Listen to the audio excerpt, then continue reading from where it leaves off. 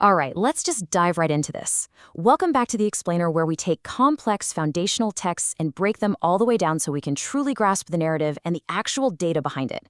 Today, we're looking at the ultimate reset of humanity. We are drawing our explainer directly from the sprawling ancient texts of Genesis to tell the story of Noah. Now, it's a narrative you might think you already know from those old childhood stories, but when we actually sit down and look at the source material, it is incredibly detailed, structurally complex, and honestly, remarkably dark. So it all really kicks off with this massive cosmic question that the text essentially forces us to confront. What actually happens when the creator decides to just start over? In this explainer, we're going to trace the epic, chronological arc of this event. We'll look at the specific parameters of the judgment, the meticulous data-driven blueprints for survival, and the completely new set of rules established for Earth's second beginning. Okay, part one, the Earth becomes corrupt. Before we even get to the arc, we gotta understand the grave state of the world that prompted such a catastrophic response. I mean, the Genesis text paints a picture of a society that is just completely degraded. The earth is described as corrupt before God and filled with violence.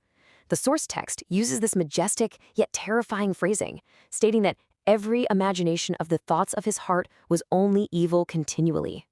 And the text is actually really explicit about the emotional toll this took on the creator. It notes that it repented the Lord that he had made man on the earth, and it literally grieved him at his heart. Think about that phrasing for a second. The decision to wipe the slate clean wasn't arbitrary. According to the text, it was a direct response to total, continuous, systemic corruption.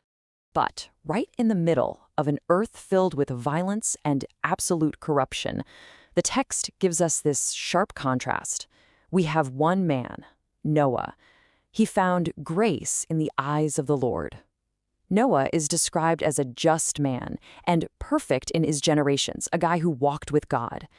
He basically becomes the single point of preservation for the entire human race and the whole animal kingdom. Moving right along to part two, constructing the Gopherwood Ark. Because Noah found grace, he gets the blueprint for a way out. God communicates this plan to him, letting him know the end of all flesh is coming. And the scale of the project God hands him? It's just staggering. The primary dimension given for the ark is exactly 300 cubits in length. To put that into perspective, the text specifies it should be 300 cubits long, 50 cubits in breadth, and 30 cubits in height. This wasn't some small boat, right? This was a colossal feat of ancient engineering dictated directly by the creator to weather a literal extinction-level event. And the architectural requirements didn't stop at the dimensions. The instructions were super explicit. Noah was to make the ark of gopher wood. He was instructed to make rooms within it, and, this is absolutely crucial, to pitch it within and without with pitch to ensure it was completely watertight. It was designed with a lower, second, and third story, maximizing all that internal volume. Plus, it required a specific, single window, finished in a cubit above, right alongside a door set in the side. The whole shebang was planned out. So, who actually gets to board? Well, I was really surprised to discover in the text that the popular image of animals marching strictly two by two isn't exactly the whole story. While unclean beasts were indeed taken by twos, the male and his female, the clean beasts and the fowls of the air were actually brought by sevens. The text specifically states this was to keep seed alive upon the face of all the earth.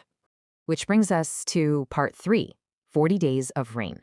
Once the massive vessel is loaded up with Noah's family, his wife, his 3 sons Shem, Ham, and Japheth and their wives, and, of course, all the animals, the text notes something deeply final.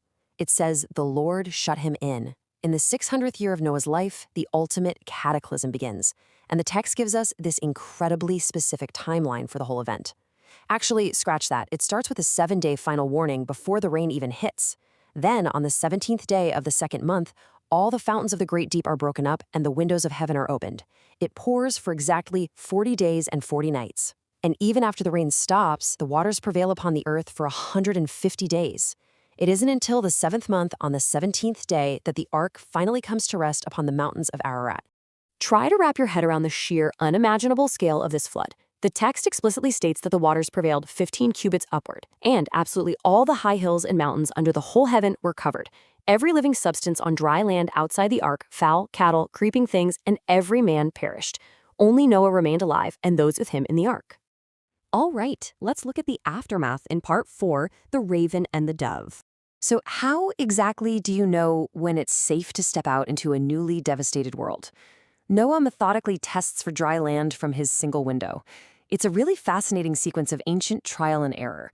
First, at the end of 40 days after the mountaintops are seen, Noah opens the window and sends forth a raven. But the raven just goes to and fro until the waters are dried up.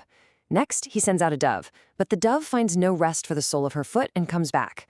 He waits 7 days, sends the dove again, and this time, and this is the game changer, she returns in the evening with an olive leaf plucked off in her mouth. He waits another 7 days, sends the dove a third time, and she does not return at all. The earth is finally drying. This leads us right into part 5, the rainbow and the covenant. In his 601st year, God commands Noah to go forth from the ark. Stepping out onto a completely altered planet, Noah's immediate first act is to build an altar unto the Lord and offer burnt offerings of every clean beast and fowl. The text tells us the Lord smelled a sweet savor from the altar and made this profound promise in his heart. Even while acknowledging that the imagination of man's heart is evil from his youth, God declares he will not curse the ground or smite everything living like he just did. He establishes an ongoing rhythm for the planet. As long as the earth remains, seed time and harvest, cold and heat, summer and winter, and day and night shall not cease. But this reset establishes some pretty strict new rules for the survivors. God blesses Noah and his sons and gives them a new mandate. Unlike back in Eden, humanity is now explicitly permitted to eat meat. Every moving thing that liveth shall be meat for you. However, there is a strict caveat.